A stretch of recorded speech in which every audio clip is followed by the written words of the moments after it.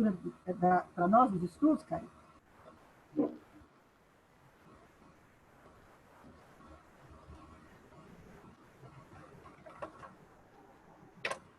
Não estou te ouvindo. Seu som está fechado, precisa abrir. Não, o céu não ouve. Mas aí, eu já aí, deu agora? Estamos escutando? Estou escutando. Estamos escutando agora. Então vamos fechar nossos olhos, serenar nossos corações e agradecer por esse momento de estarmos aqui reunidos em nome do Mestre Jesus, para que essa noite tenhamos uma palestra com muito amor, com muito afinco, e que o palestrante seja iluminado, seja agraciado com as devidas ponderações, e que a espiritualidade que nos acompanha sempre esteja conosco e nos dando discernimento, nos acolhendo, e principalmente nesse momento que estamos passando por essa pandemia, nos conforte nossos corações e nos dê o verdadeiro sentido da proteção, que é a fé. Que a paz, o amor e a esperança estejam dentro de nossos corações. Que assim seja. Sim, seja. Sim, sim. Assim seja. A palavra agora, a professora Marisley.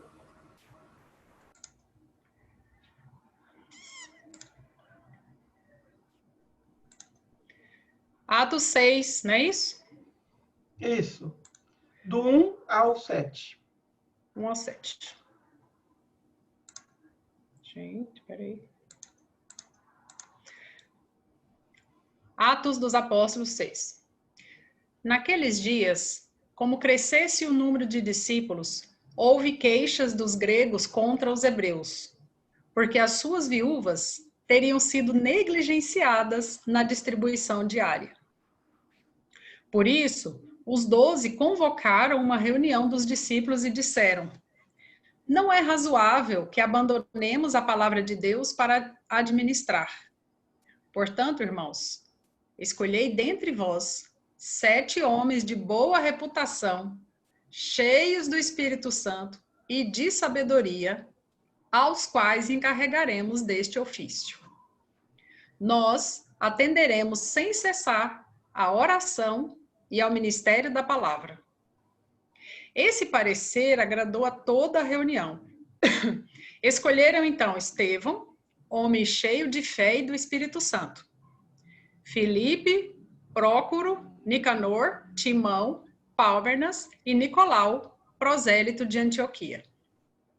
Ou Antioque, né, como alguns tradutores. Apresentaram-nos aos apóstolos e estes, orando, impuseram-lhes as mãos. Divulgava-se sempre mais a palavra de Deus. Multiplicava-se consideravelmente o número de discípulos em Jerusalém. Também, grande número de sacerdotes aderia à fé. Estevão, cheio de graça e fortaleza, fazia grandes milagres e prodígios entre o povo. Mas alguns da sinagoga, chamada dos libertos, dos cirenenses, dos alexandrinos e dos que eram da Sicília e da Ásia, levantaram-se para disputar com ele. Não podiam, porém, resistir à sabedoria e ao espírito que o inspirava. Muito bem. Pode encerrar aí, porque já passou do 7. Já estou no 10. Desculpa, empolguei. Até o 7. Quando fala em Estevão, né? Estevão atrai. Essa passagem, ela tem, para mim, 2 aspectos. A questão da organização diocesana, né? Aquela organização ali da eclésia, né? Da igreja, né? Dos cargos, da necessidade de burocratizar e organizar para que cada um gerencie determinadas atividades. E também chama atenção para o aspecto da habilidade que cada um tem, da característica que cada um tem para assumir o cargo. Então, se hoje fosse fazer uma seleção de pessoal, né, de funcionário, ou para assumir um determinado cargo, seja ele político, burocrático, administrativo, qualquer cargo, e dissesse assim, olha, você precisa ter no seu currículo 2 coisas, boa reputação, 3 coisas, boa reputação, cheio do Espírito Santo e de sabedoria, só precisa disso, mais nada, eu não sei quem de nós ficaria com a vaga. Mas esses foram os critérios estabelecidos e, felizmente, existiam, né, homens com essas características lá. Tudo bem, sem fazer uma leitura atual para uma situação antiga, né, mas já fazendo, devia ter colocado uma mulher lá, né, no meio dos cargos, mas não vou discutir isso agora, né? Mas me chamou a atenção esse aspecto dessas competências, né, dessas habilidades para assumir esses cargos. Basicamente é isso. Agora eu deixo a palavra aí com o doutor Emídio. Alguém quer comentar alguma coisa? Muito bem. Eu, antes de comentar, eu quero aqui indicar uma obra que eu gostaria que vocês comprassem. Gostaria que vocês comprassem.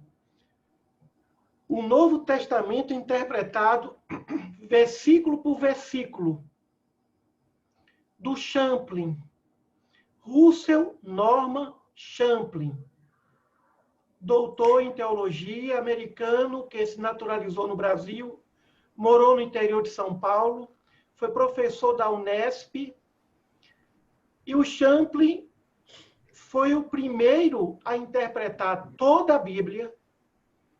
Tem o Antigo e tem o Novo Testamento, versículo por versículo. É um trabalho monumental. Gostaria que vocês comprassem e divulgassem. Por quê? Porque é um trabalho de estudo. É um trabalho de estudo. Um versículo desse aqui, ele usa 2 ou 3 páginas de um livro desse tamanho. Aqui é só Atos e Romanos. Nós temos o Antigo e o Novo Testamento. Na livraria em Campinas, a livraria Jerusalém tem lá, vende esse livro. Então, essa coleção não é cara. Coleção é um preço acessível. Todo mundo que estuda teologia, eu conheci esse autor através de um amigo nosso, teólogo e pastor Gerson, da Igreja de Deus. Então, eu gostaria que vocês adquirissem e indicassem essa coleção. Precisamos divulgar esse trabalho. Entrem na Wikipédia e digitem lá Russell Norman Champlin. Lá tem uma biografia dele bem resumida, mas existe uma entrevista dele, no YouTube. Ele desencarnou em 2018. É uma pena que eu não tive a oportunidade de conhecer esse homem fantástico. Para nós, é a obra mais fantástica que eu conheço sobre o estudo da Bíblia. Ele tem uma mentalidade tão aberta que alguns neopentecostais consideram o seu trabalho teológico como trabalho espírita. Ele tem, mas não é um trabalho espírita. Ele tem uma coleção, a enciclopédia de Bíblia e filosofia, que nós temos também aqui, e que nos ajuda muito esse trabalho da enciclopédia para as nossas pesquisas. Mas fazer o que Champlin fez são pouquíssimas obras no mundo. Talvez mais uns 3 ou 4 autores na Europa, nos Estados Unidos. No Brasil tem também um grande teólogo, Hernandes Dias Lopes, que também faz um trabalho muito bonito. Excelente teólogo, que é da igreja também evangélica, me parece que da presbiteriana. Tem essa obra espírita, que nós já falamos aqui, Vida e Atos dos Apóstolos, do Caibá Schutel. Tem também essa obra, Como Ler os Atos dos Apóstolos, do Ivo Storniolo. Quanto à passagem de hoje, ele é muito feliz nos comentários, mas eu volto a dizer, nada se compara com essa coleção do Champlin. Nada se compara a essa coleção do Champlin.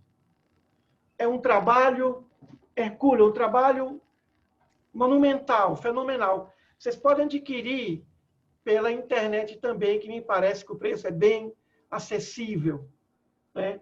O Antigo e o Novo Testamento. Para comprar e, evidentemente, ler, estudar. É um estudo que os teólogos, muitos teólogos católicos, evangélicos, estudiosos da Bíblia, têm acesso. Têm acesso. Então, eu recomendo muito esses 3 autores e, de uma forma enfática, o trabalho incomparável do Russell Norman Champlin. Vejam a entrevista que ele deu.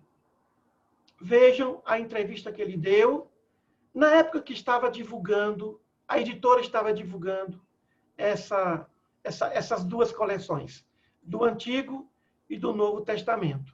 Vejam como ele escreveu esse trabalho, como ele fez esse trabalho. Que dedicação. Ele diz que ele foi prisioneiro do seu escritório durante muito tempo. Muito bem. A Bíblia de Jerusalém, ela dá a essa passagem o título de Instituição dos 7. O primeiro ponto que devemos observar nessa passagem é a existência de conflito. Até então, até o capítulo 5. O som está bem aí? Tá bom? Tá ótimo? Tá, né? Até o capítulo 5, nós temos notícias de que a comunidade vivia em paz. Só que a comunidade aumentou. Grande número de pessoas. A comunidade cristã. E é evidente que quando a comunidade aumenta em número de pessoas, que as dificuldades aparecem. E a necessidade dos líderes de serem flexíveis e de buscar entender as necessidades de cada grupo. Com o aumento, surgiram dificuldades. Lucas fala dessa primeira dificuldade. A dificuldade de que certas pessoas não estavam sendo atendidas em suas necessidades básicas, já que era um ritual, era um hábito, todos estarem bem, ninguém passando por qualquer tipo de necessidade material. Muito bem. Só que aí, alguns helenistas, quem são os helenistas ou gregos? A maioria, Champlin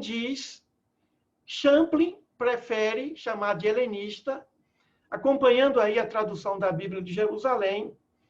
João Ferreira de Almeida, que é também um excelente tradutor, prefere chamar de grego, mas Champlin fala que a maioria dos tradutores fala em helenista, ou seja, de origem grega. Judeus que falavam grego, judeus que liam as escrituras em grego. Judeus com grande influência grega. Muito bem. Muitos judeus de origem de língua grega, nos últimos momentos de suas vidas, iam morar em Jerusalém. E desencarnavam, e as suas esposas viúvas, evidentemente que necessitavam, não todas, mas algumas, necessitavam de uma assistência direta.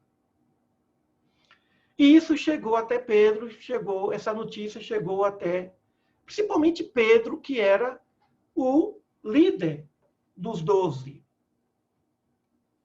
Pedro tinha uma característica impressionante. Ele era conciliador. Simão Pedro era conciliador. Ele ouviu bem e cumpriu bem o que Jesus solicitou. Pedro, Simão Bar-Jonas, tu me amas? Então apacenta minhas ovelhas. Pedro cumpriu fielmente o apacentar das ovelhas. A recomendação de Jesus. Se não existisse Pedro, o cristianismo passaria por uma cisão que talvez dificultasse a sua chegada até o terceiro milênio. Talvez não tivéssemos o cristianismo. Nós devemos o cristianismo como instituição, como organização, como movimento religioso, claro que a todos os apóstolos, mas a liderança, a capacidade de conciliação de Pedro. Então é evidente que Pedro recebeu a reclamação e viu a realidade. Em momento algum, ele ouviu e não verificou. Ele verificou o que estava a acontecer. Muito bem. Primeiro ponto, o conflito vai existir. A dificuldade vai existir. Em qualquer tipo de movimento, de instituição, essa dificuldade vai existir. Dificuldades que necessitam ser reparadas por líderes conciliadores. Por líderes conciliadores. Muito bem. O que estava acontecendo? Algumas viúvas reclamavam porque não estavam a receber benefícios, não estavam a receber amparo material, estavam passando por dificuldades materiais. E essa não era a tônica da filosofia cristã. Todos teriam de estar muito bem. Pedro tomou uma providência, a gente vai ver daqui a pouquinho. O que nós aprendemos com isso? Aprendemos que não basta apenas o foco em uma atividade, a atenção em uma atividade. Ser perfeito como perfeito é o nosso Pai não significa apenas uma única responsabilidade, e sim várias, envolvendo vários papéis. Não basta apenas estar bem com a família e mal na profissão. Estar bem na profissão e mal com a família. Estar bem na profissão, bem com a família e mal no ambiente social. Estar bem nos 3 pontos e mal na educação. E mal na cultura. Ou seja, é preciso que nós, pelo menos, atinjamos a média em todos os papéis que nós somos convidados ao cumprimento de dever. Em todos os itens. É como vestibular. Não dá para zerar nenhuma prova. Não adianta tirar 10 em geografia e zerar matemática. Não adianta tirar 10 em matemática e zerar geografia. Ou seja, temos que chegar à média. Claro que em alguns pontos vamos ser nota máxima. O que significa nota máxima? Deu o máximo que pôde. Nem sempre é possível dar o máximo de si em todos os aspectos. Nem sempre é possível, mas não se pode zerar. Não se pode zerar. Dar a Deus o que é de Deus e a César o que é de César. É muito profundo isso. Cumprir todos os papéis de natureza material e cumprir todos os papéis de natureza espiritual. Nós nos alimentamos hoje. Tivemos um tempo dessa alimentação. E qual foi o tempo das nossas orações? Quanto tempo nós oramos por alguém? Podemos ter distribuído o pão para alguém. E o pão da oração foi para alguém? Ou seja, nós temos dois mundos. O mundo da moral, o mundo do espírito, o mundo da consciência e o mundo de natureza material. Então, cuidar do corpo e do espírito, cuidar da César o que é de César, a Deus o que é de Deus, significa estarmos bem em todos os papéis. Em todos os papéis. A perfeição, ela é difícil por isso. A perfeição que Deus quer para nós é que nós tiremos a média em tudo. A média em tudo. E não nota máxima em alguma coisa. E zerando outras. Ou seja, nós temos que honrar esse compromisso, essa fé que Deus tem em nós, em todos os nossos papéis. Claro que em uns nós vamos passar na média. Em outros, nós vamos extrapolar, evidente. Mas nós temos zerado em alguns aspectos. Esquecidos em alguns aspectos. Esquecidos em alguns aspectos da família. Esquecidos em alguns aspectos do próprio espírito. Esquecidos em algum aspecto do alimento que o espírito necessita. Do alimento espiritual que vem da boa leitura, que vem da oração, da boa instrução. E aí, a parte carente vai reclamar. E a parte carente, ao reclamar, poderá destruir, incomodar todas as demais partes que estão bem. Um único ponto pode, um aspecto, um único momento de invigilância poderá destruir tudo que foi construído ao longo de toda a existência. Um único aspecto. É como o vestibular mesmo. Uma única prova zerada não vai fazer com que o candidato seja aprovado no exame de seleção. Um único aspecto pode destruir, pode dificultar essa nossa ascensão espiritual. Por exemplo, o mancebo rico, que cumpria todas as escrituras desde a infância. Um rapaz virtuoso. Ele cumpriu os 10 mandamentos. Mas aí vem Jesus com o 11º. Ele vem com o 11º. Vá, venda tudo que tem, dê aos pobres e agora venha me siga. Ou seja, o 11º é o desapego às coisas materiais. Nos 10 mandamentos fala da cobiça do que é do outro. Mas não tem nenhum mandamento que fale em desapego. E aquilo foi novidade para aquele jovem rico. Esse único aspecto fez com que Jesus dissesse: é mais fácil um camelo entrar no fundo de uma agulha do que um rico entrar no reino dos céus. Do que um apegado entrar no reino dos céus. O apegado a coisas materiais. Então, tinha que atender essa parte material daquele grupo. E o que significava distribuição diária? Ou seja, 7 pessoas que teriam que cuidar da economia. O que Caiba Schutel chama de comuna, e o Ivo Storniolo fala em economia. Eles iam cuidar das finanças. iam assumir os papéis de natureza material, administrar os bens. Pedro, os apóstolos se reuniram e solicitaram à multidão: vocês escolham democracia.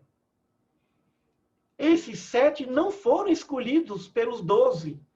Esses 7 não foram escolhidos por Pedro. Foram escolhidos pela multidão. Democracia. Vocês vão escolher quem vocês querem para administrar. Porque nós não queremos essa atividade. O nosso papel é pregar e orar. Cuidar de bens materiais, nós não podemos. Porque eles seguiram a recomendação de Jesus. Marta, Marta, por que te preocupas com tantas coisas? Poucas coisas são necessárias, até uma só. Maria escolheu a melhor parte. Eles escolheram a melhor parte. E a outra parte, necessária, mas que não é a melhor, eles queriam que o povo escolhesse.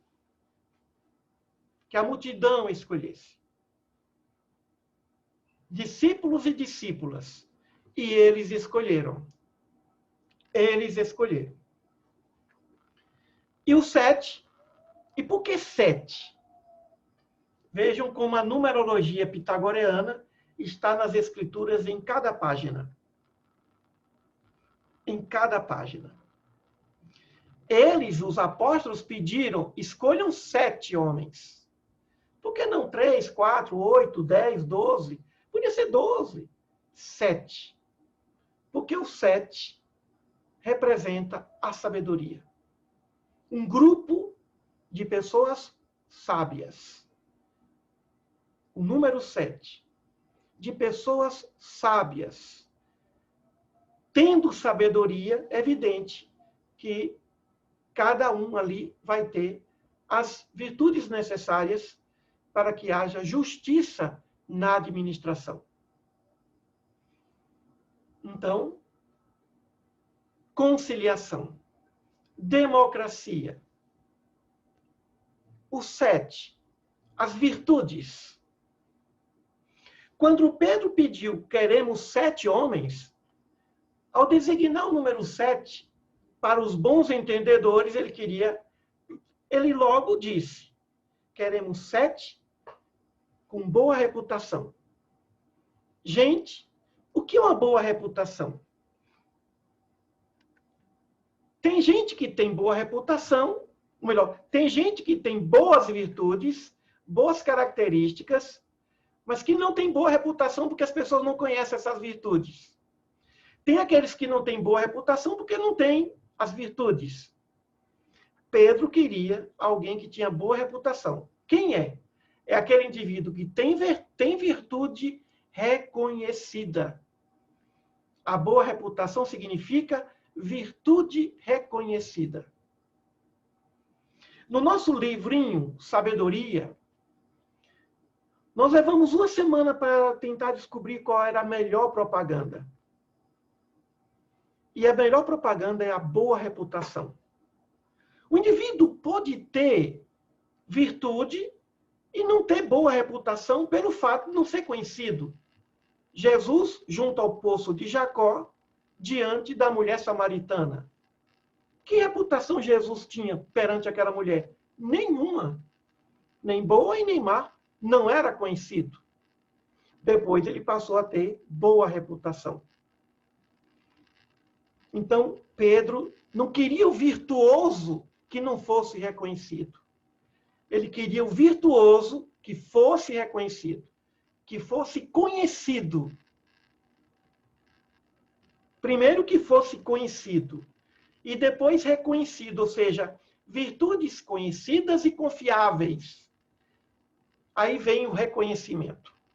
Reconhecimento significa conhecer e confiar naquilo que conhece. Quando conhece e confia naquilo que conhece, se chama reconhece. Portanto, o reconhecimento é a confiança daquilo que se conhece. E a boa reputação é a confiança das virtudes conhecidas por aquele grupo, por aquela multidão. Mais de 5.000 pessoas. Então, Pedro queria gente com virtudes reconhecidas. Com virtudes reconhecidas. Repletos do Espírito Santo. O que é isso? Pessoas inspiradas. Toda vez que a Escritura fala em Espírito Santo, ela está falando em gente que está em sintonia com os espíritos superiores. Pessoas inspiradas pelos bons espíritos. Em resumo, Pedro pediu 7 médiuns. Pedro pediu 7 médiuns. Uma pessoa repleta do Espírito significa pessoas que demonstraram que são médiuns. Por que Estevão vem em primeiro lugar? Porque Estevão curou muito. Estevão era publicamente o grande médium do grupo. O grande médium daquela comunidade não era Pedro, não era Paulo, não era João, era Estevão, que foi o primeiro a ser sacrificado, a ser martirizado, sob o comando de Saulo, que estava ali cumprindo o seu dever como doutor da lei.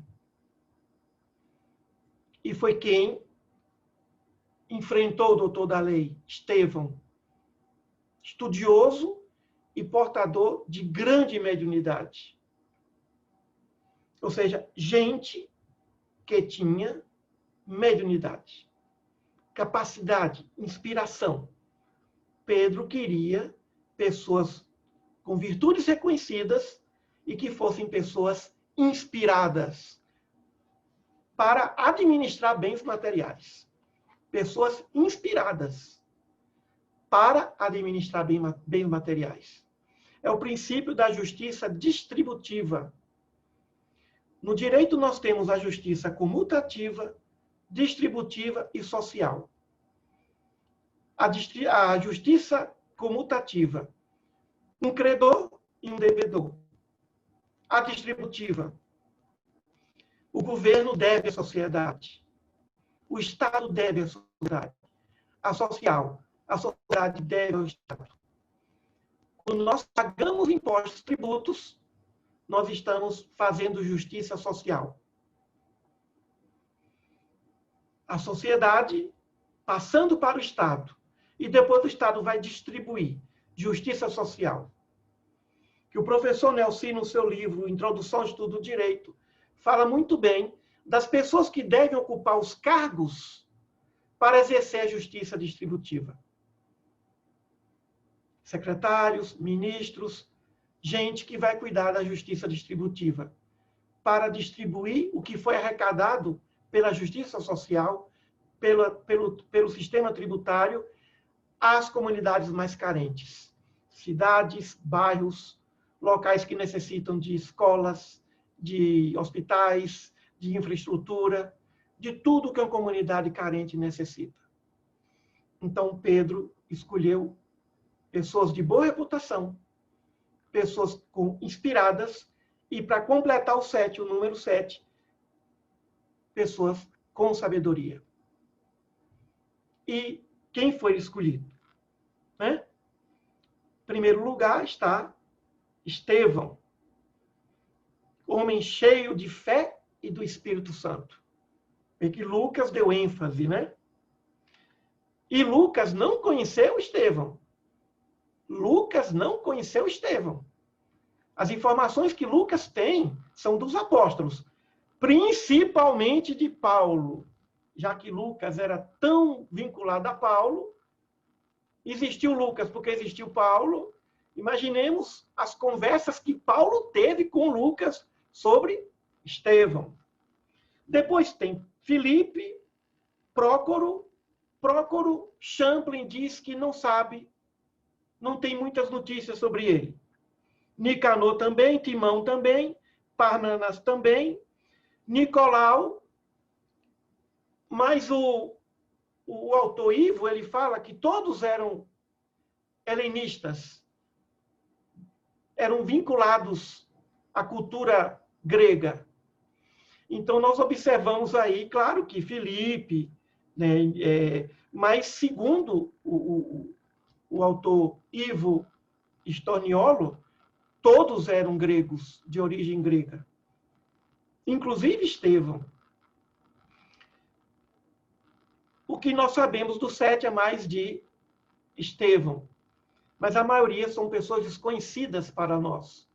Aparece uma única vez aqui, em toda a Escritura, nesse versículo. Então, nós observamos quantas pessoas virtuosas existiam ali. Pelo fato de nós não sabermos muita coisa sobre esses 7, ou pelo menos 6, ou pelo menos 5, vamos lá, Filipe e Estevão. Vejamos quanta gente virtuosa passa por esse planeta e que não se sabe, não se conhece. Pessoas anônimas. Tem mais gente virtuosa no anonimato do que na fama. A fama é uma cruz, é um peso. O personalismo faz o indivíduo ficar famoso. Fica famoso, sim. Pelo menos no seu meio. Mas tem gente que esconde as virtudes por intermédio da humildade e que vive ao nosso lado. Eu trabalho em faculdades onde eu vejo pessoas ali que cuidam da limpeza, que cuidam de trocar o garrafão de água e que têm virtudes bem superiores a todos os doutores, os quais eu me incluo. Pessoas que não têm um curso superior, mas que são doutores em virtudes, que vão viver, vão desencarnar, e ninguém vai nem saber que existiu. Quem foi Prócoro? Quem foi Nicanor? Timon, ou Timão? Pármenas? Quem foi? Mas foram pessoas especiais. Foram pessoas especiais. Tanto quanto os 12 apóstolos. É um ponto a se observar. A quantidade de virtudes, a quantidade de espíritos virtuosos que permeiam, que palmilham sobre esse planeta. Daquela multidão, eles poderiam ter tirado 70. Poderiam ter tirado 1000. Mas Pedro só queria 7. Então, outro aspecto é o aspecto do anonimato dessas pessoas. Então, muitas vezes a fama nos ilude, dizendo assim, se não é famoso, se não é famosa, não tem virtude. É melhor pensarmos assim. Se é famoso, se é famosa, a probabilidade é de não ter tantas virtudes assim. Porque a fama que vem da ostentação não vem de uma virtude. Mas a fama que vem da adivinhação. Alguém adivinhou, alguém percebeu aquela virtude que o indivíduo está a esconder. Não saiba a vossa mão esquerda o que a direita faz. Por isso que a virtude que vem da vontade de querer aparecer já nasce condenada, porque nasce condenada, como diz Eclesiastes, pela vaidade. É aí que Eclesiastes tem razão. Tudo é vaidade e correr atrás do vento. E é aí que vem Allan Kardec. Vale mais pouca virtude com humildade do que muita virtude sem humildade. É aí que nós temos que pensar. a respeito desses nossos papéis. Desses nossos papéis. Claro que, por mais famoso que seja alguém, ele vai ser sempre ignorado em outras planícies. O famoso aqui no Brasil, na China, o povo nem sabe que existe. Nem lê o nome. O famoso do bairro chinês lá, a gente nem sabe quem é esse indivíduo. Tão virtuoso. Portanto, há muitas virtudes escondidas, há muitas pessoas fantásticas e que não são conhecidas, e temos de orar pelos famosos, os conhecidos, as celebridades, para que elas não caiam em tentação. Quando o Papa Francisco diz assim, não se esqueçam de orar por mim, não é humildade, é verdade. Porque, pela história dele, antes dele assumir o papado, o Papa Francisco ficou num lugar na Argentina, no interior, isolado, esperando os dias para se aposentar. Só em orações e escrevendo, em atividades comunitárias, em reclusão, mal sabendo aquele sacerdote a missão para a qual ele seria chamado. Essa cruz pesada que vem da fama, essa cruz pesada, que tem até de renunciar ao seu próprio nome para assumir o nome pelo qual vai ser imortalizado. Não sabemos sobre eles. Não sabemos sobre muitos. Sobre muitos. Muitos não conhecem Champlin. No meio espírita, eu não sei. No meio espírita, eu só conheço eu. O único espírita que eu conheço que conhece o Champlin. Meus amigos, ou então algum espírita que veio da escola evangélica e que precisam conhecer esse grande espírito e esse grandioso das Escrituras. E que nós espíritas não somos dignos de atar as sandálias em termos de conhecimento.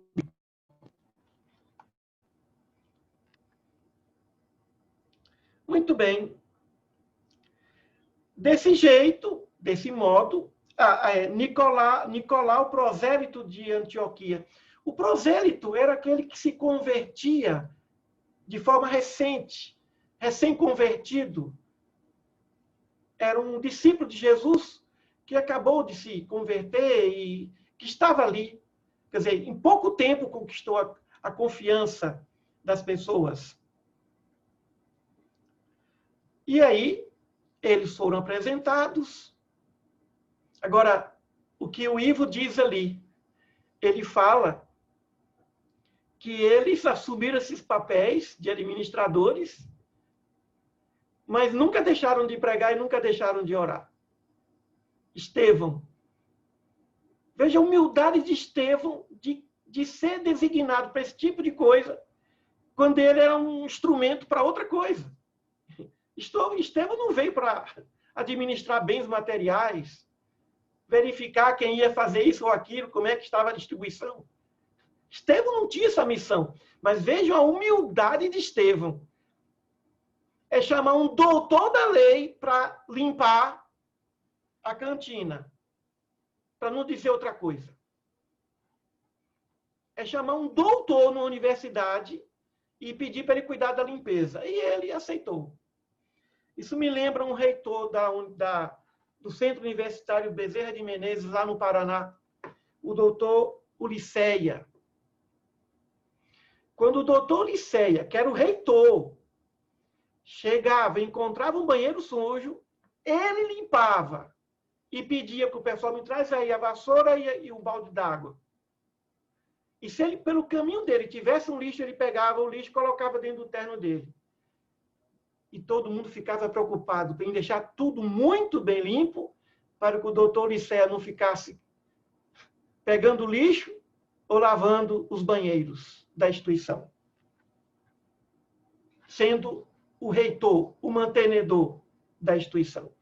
A grandeza de Estevão em aceitar esse compromisso de Marta. Porque ele não era Marta. E segundo Ivo, nenhum dos 7.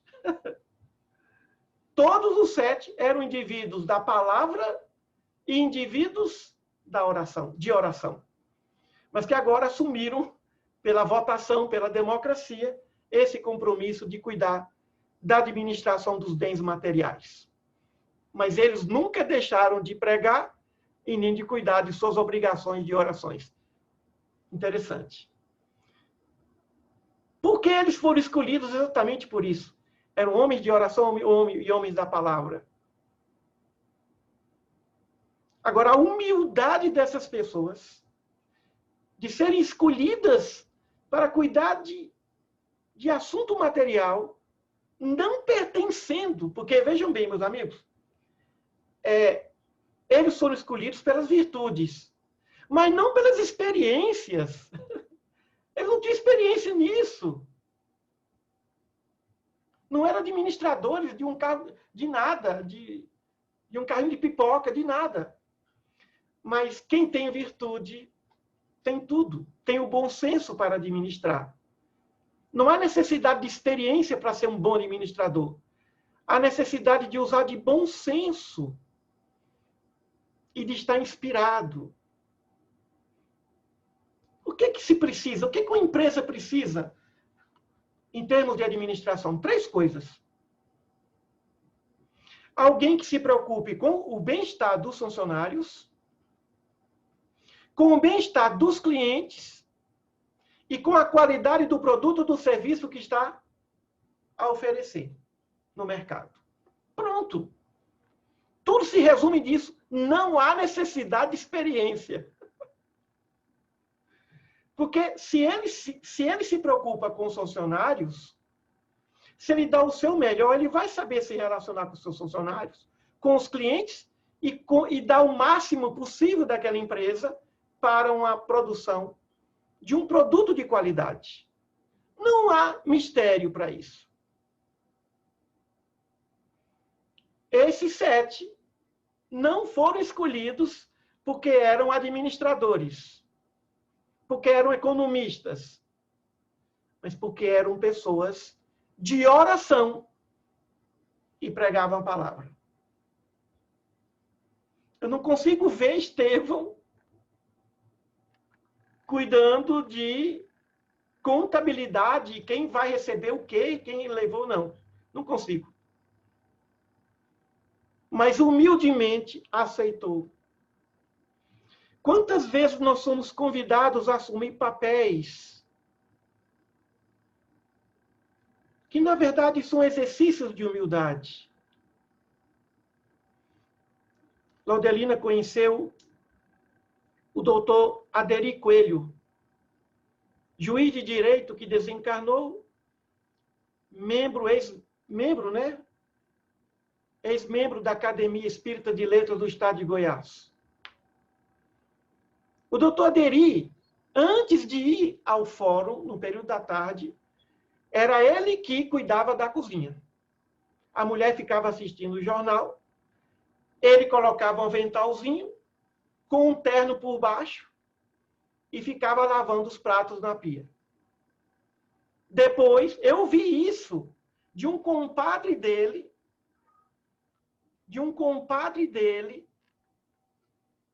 que depois formou em direito e me contou a primeira causa. A primeira causa foi o seguinte: esse compadre pegou a primeira causa dele e pediu o doutor Aderi para fazer a petição ao juiz que ia julgar a causa, que era ele. E o doutor Aderi fez a petição. E na hora do julgamento, o doutor Aderi não deferiu o pedido dele.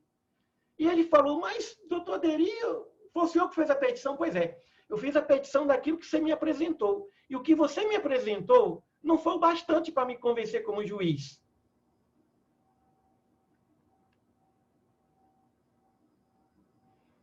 O doutor Aderi indeferiu a petição que ele mesmo escreveu para ele. Porque o advogado, que era o compadre dele, não deu a ele, ao redator da petição, os elementos probatórios para convencer o juiz. Quem me contou isso foi esse compadre dele, no dia do sepultamento do corpo, e me contou que quem lavava os pratos era ele. Quem cuidava da cozinha era ele, com avental sobre o terno do juiz. Esse é um Estevão, esse é um Prócoro, esse é um Pármenas, esse é um espírito anônimo para o mundo, mas que é um espírito superior. E nós que conhecemos, e bem-humorado, brincalhão, e de uma humildade incomparável. Não veio para cuidar de cozinha. Mas o que ele estava fazendo ali? O que ele estava fazendo ali na cozinha? Dando carinho para a esposa. Estava fazendo muito mais do que lavar prato. Estava ali fazendo, na cozinha, carinho para a esposa. Lugar para fazer carinho para a mulher não é só no quarto, não. É na cozinha. Começa na cozinha, na sala, arruma a casa e depois tudo bem, vai para a cama. Não é só o momento íntimo matrimonial. O momento íntimo matrimonial começa na cozinha.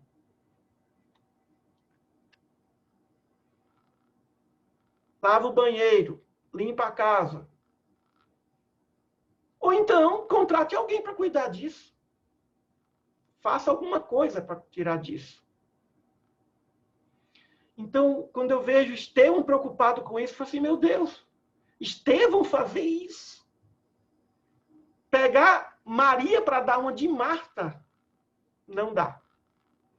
O doutor Aderi, juiz de direito, só ia para o fórum depois que lavasse, limpasse a cozinha. Esse é o nosso Estevão. Muito bem. E para finalizar, os apóstolos abençoaram. Os apóstolos abençoaram os 7, impondo-lhe as mãos, né? Impondo-lhe as mãos. Um momento solene, um momento de celebração. E no final, Lucas diz que os discípulos, o número se multiplicavam enormemente em Jerusalém. E considerável grupo de sacerdotes obedecia à fé. Além desses, alguns sacerdotes, e cada vez aumentando, do templo de Jerusalém, eram simpatizantes da nova fé cristã. Contagiavam. Hoje eu vi pela internet o depoimento de um padre sobre o espiritismo. Ele começa dizendo que o espiritismo não é religião. É evidente que é, porque a religião é todo sistema filosófico que aproxima o ser humano a Deus. Mas ele diz que é um grupo de pessoas que tem o amor e a caridade e a união como princípios de vivência. Ele elogiando os espíritas. Certamente, os sacerdotes do Templo de Jerusalém nem consideravam aquele movimento como um movimento religioso. Para eles, só tinha um movimento religioso, que era o judaísmo. Mas admiravam o que eles faziam com os doentes, com as pessoas enfermas e carentes do pão material. Por isso que conquistavam os sacerdotes. Os espíritas são muito respeitados por todos os segmentos religiosos, evangélicos, católicos. O que existe por parte de alguns é o combate à filosofia espírita, à ideologia espírita. Mas ninguém fala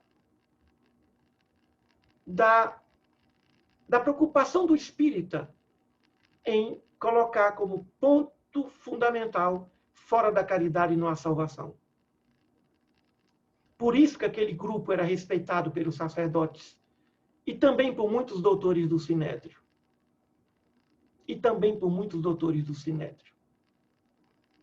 Então, é um texto pequeno, mas que nos leva a muitas reflexões. Nos leva às reflexões, é natural que haja o conflito, a necessidade de conciliação por parte dos líderes, a escolha democrática, aqueles que assumem que sejam capazes de atender a confiança das pessoas, ainda que sejam anônimas. E, acima de tudo isso, o bom comportamento para que possa levar adiante a credibilidade dessa nova fé. Muito bem, são essas reflexões sobre esse texto.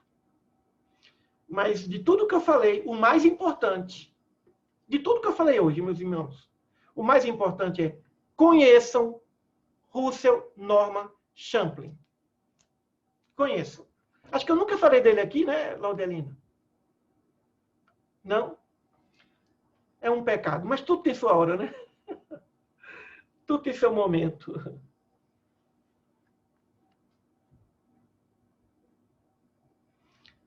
O seu som, o seu áudio está desligado, Laudelina.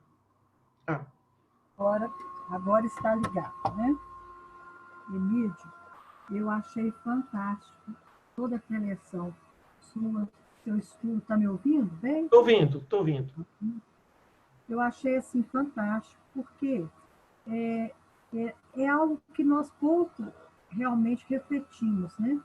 A necessidade da divisão do trabalho, em comunidades, né?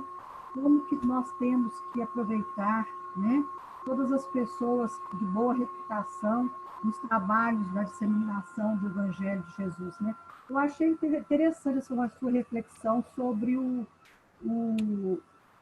Estevão, principalmente, né? A humildade dele, sendo ele um orador nato, um propagador da doutrina, né, nascente, e, no entanto, também administrou, né? Então, agora, eu acho assim, que nós espíritas, nós realmente praticamos mais a caridade do que verdadeiramente procuramos entender da palavra de Jesus. Acho que falta muito em nós espíritas a vontade de estudar e aprender o Evangelho. Até passei agora para o WhatsApp da Marisley, falando sobre um homem assim que eu até pouco tempo eu desconheci um pouco, Emílio. O Jorge, deixa eu ver se eu consigo ler aqui a questão dele. É Jorge King. Se mexeu alguma coisa, eu não estou conseguindo. Ô, Laudelina, eu não vou nem ler o que você escreveu aqui. No chat, né? No chat você viu que eu coloquei para você. Mas você faz carinho na cozinha. Também que eu procurei isso aí também. Oh, meu Deus do céu. Quero saber se você faz carinho na cozinha, né? Não. Ele fica mais bonito quando está na pia lavando o prato. Fica mais bonito. Olha aqui, ó. O marido, ao trabalhar na cozinha, de forma indireta, faz o carinho na esposa. Vale mais que o próprio carinho. Eu quero saber, eu perguntei para minha comadre se de forma indireta, assim, onde que, além do quarto, que você faz carinho. Não é para você ter na isso, cozinha é predileção. Tá certo. Ô, Emílio, mas voltando lá no que eu queria falar com você, a questão de nós, dos espíritas, não terem por hábito estudar. Eu acho que o estudo é necessário, tá? O estudo da Bíblia, né? E essa semana eu me deparei sobre uma personalidade que eu não conhecia, que é conhecido como pai das crianças órfãs, né? Ele chamava George Miller. Ele leu a Bíblia por mais de 200 vezes, tendo 50 de joelhos. E antes da sua morte, quando perguntado por um repórter o que gostaria de fazer, ele de joelhos respondeu: ler mais a Bíblia, pois conheço pouco ainda da excelência de Cristo. E ele fundou vários orfanatos e cuidou de mais de 10.000 crianças órfãs, baseado na promessa de Deus, dos Salmos, conta no Salmo 68, Deus é o pai dos órfãos. Seus seguidores contam histórias interessantes. Entre uma, quando ele estava orando e a rainha da Inglaterra chegou à casa dele. E ele disse para que ela pudesse aguardar ou retornar depois, porque ele estava falando com o rei dos reis. Então, não podia atendê-la imediatamente daquela forma, né? Então, e nós, quantas vezes nós não reservamos sequer, Emílio, um espaço durante a semana para estudarmos um pouquinho do Evangelho de Jesus? Nem falo da Bíblia, do Evangelho, né? Nós estudamos muito pouco e achamos que estamos certos. Estamos certos, né? E eu achei assim, interessante, nessa série que nós estamos assistindo, que eu tenho até que me incluir, pelo menos poucos capítulos que eu assisti, mas deu para perceber a divisão de tarefas que essa comunidade, né, que era muçulmana, eles tinham por hábito a distribuição de tarefas exatamente aqui. Você lê, eu peguei um capítulo em que ele manda um filho ficar com a administração, com o suprimento do alojamento das tendas, né? E o outro filho vai para as conquistas, ou seja, vai levar, né, adquirir, vai em busca da propagação da religião deles. Então, nós temos realmente essa dificuldade até de delegar para as pessoas executarem as tarefas e não nos sobrecarregar. Porque, às vezes, nós ficamos sobrecarregados e o principal nós não carregamos, não executamos, na verdade, né? Achei importante isso aí hoje, essa lição ficou muito, muito boa para mim, principalmente nesse momento que eu estou aí com mais um desafio aí, perante uma pequena comunidade, mas eu acho que dá para a gente refletir bem, né, Eva, sobre essa divisão de tarefas, sobre a necessidade de sermos abençoados, né? Que antes deles saírem para administrar, os apóstolos impuseram as mãos neles, né? Então, você vê nessa série que nós estamos assistindo também, eles fazem o alto passe, né? Eles passam as mãos para abençoar as pessoas. Então, nós realmente precisamos voltar àquele hábito que nós tínhamos, né? Eu fui criada falando assim, bênção, mãe, a bênção, pai. Hoje, os netos não fazem isso mais. E eu acho tão importante pedir a bênção, né? E eu sempre que meus netos chegam, mesmo que eles não pedem, eu falo, Deus te abençoe, meu filho. Deus te abençoe. Porque nós temos o poder de abençoar o outro, né? Sempre. É tão melhor nós abençoarmos do que nós denegrirmos a pessoa do outro, né? Eu gostei muito da lição hoje. Aliás, estou aprendendo demais com esse ato dos apóstolos.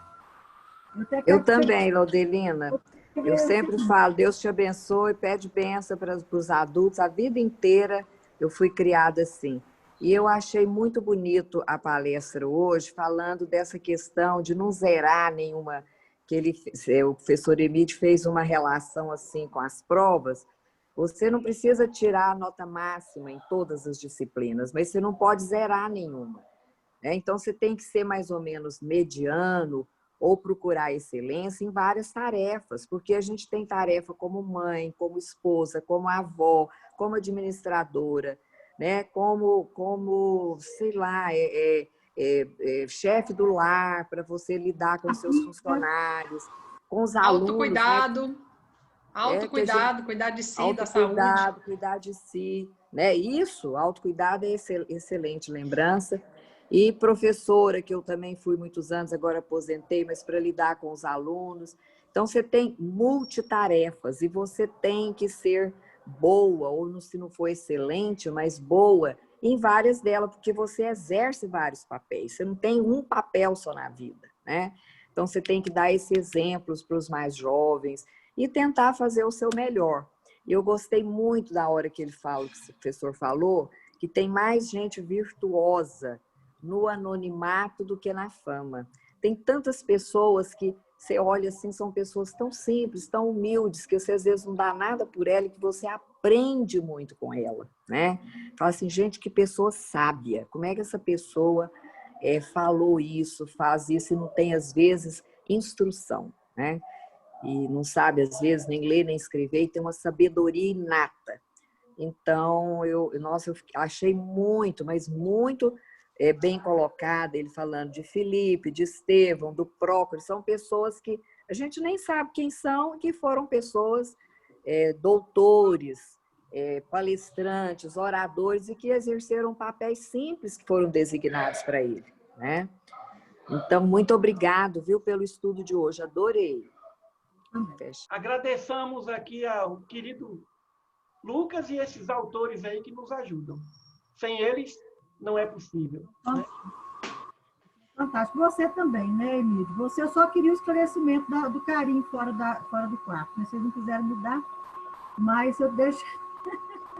Depois, no particular, nós vamos conversar com a Vamos escrever um livro assim, O Carinho Começa pela Cozinha. Isso, olha o título, já te dei sugestão de alguns livros, né? Então, não, Marisley, aquelas caminhadas nossas, né? Gravando para ele escrever a caminho de Jerusalém, né? Agora vamos colocar sobre o carinho.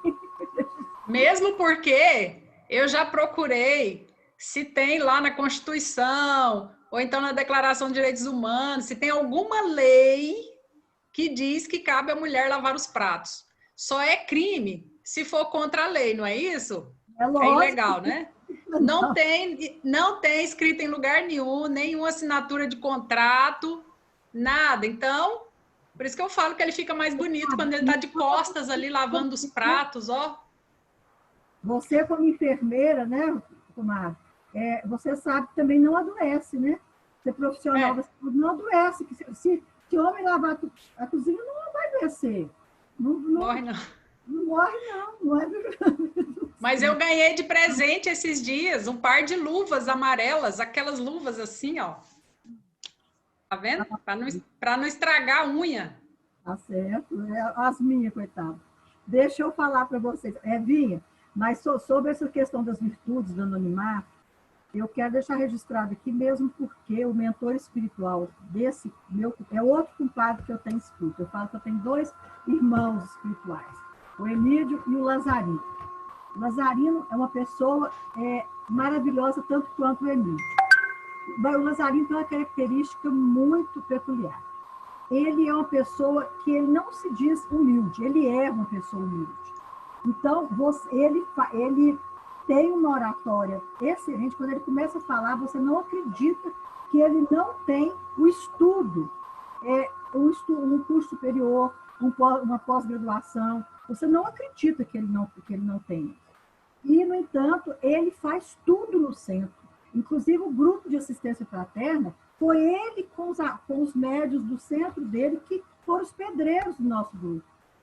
Então, uma pessoa muito, muito assim, especial, que pratica essa humildade. O mentor espiritual dele se denomina, né, extrai como Estevão. Pode ser que não seja o Estevão na época, mas o nome é Estevão. Então, eu tenho também como mentor muito, muito assim, esclarecido, muito, muito sábio. Eu chamo de doutor Estevão, né? Maravilha, hein? É maravilhoso. Conversar com ele também é tão bom quanto com o Emílio.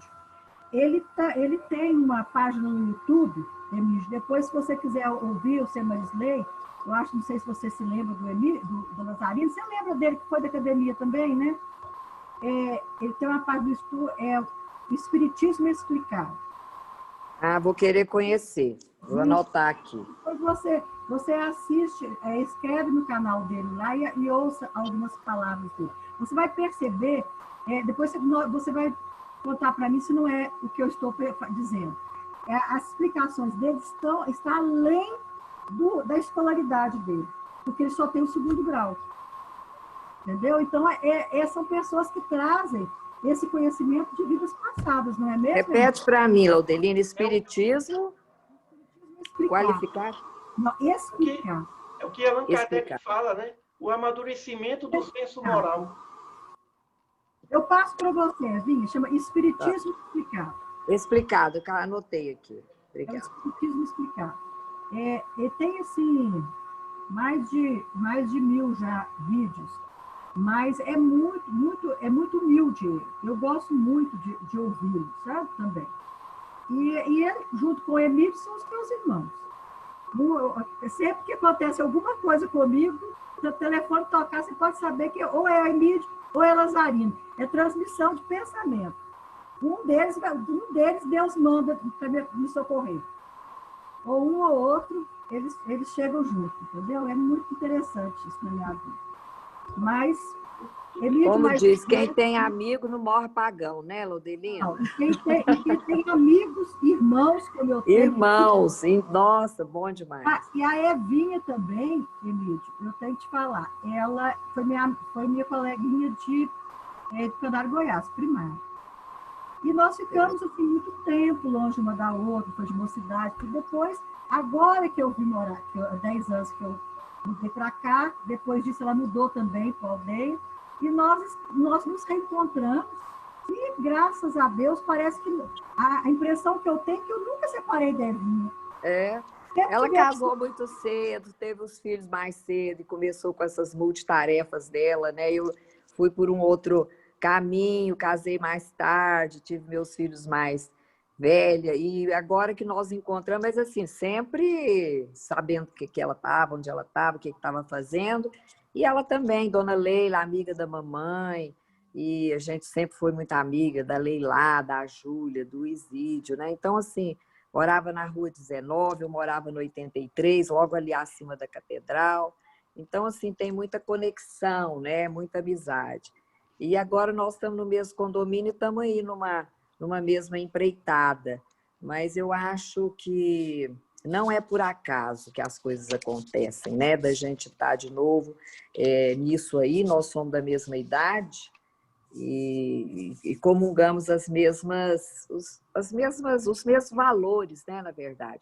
Agora, a parte de espiritualismo, eu entrei tem pouco tempo, embora eu seja espiritualista, mas eu não tenho o conhecimento que vocês têm, de jeito nenhum. E eu estou achando muito bacana essas virtuais, porque muitas vezes eu não podia, por causa das atividades, de frequentar o CAF, né? E agora eu estou conseguindo mais ver as palestras. Mas eu estou me estendendo demais, outra hora a gente conversa, para vocês poderem encerrar aí. Eu também. Obrigada, conversa da Renata, do Caíto. Caíto é um ex-aluno que também se tornou. Obrigada. O Caíto, uma gracinha. Essa Renata é uma querida do Grupo de Assistência Fraterna, uma menina muito especial dos nossos filhos da Noite. Obrigada. Agradeço muito o acolhimento de vocês também. Obrigada, Renata. A gente fica muito feliz com a sua presença, tá? E o Caíto é aquele aluno que se tornou filho. Te agradeço também, viu, Caíto? Apareça mais vezes. Tá bom? Emílio, muito obrigado você, Marisley. Obrigado também. Até domingo que vem, gente, se Deus quiser. Tudo de bom. Acompanhe bem aí a série. Tá bom, vou acompanhar. Boa noite a todos. Boa noite.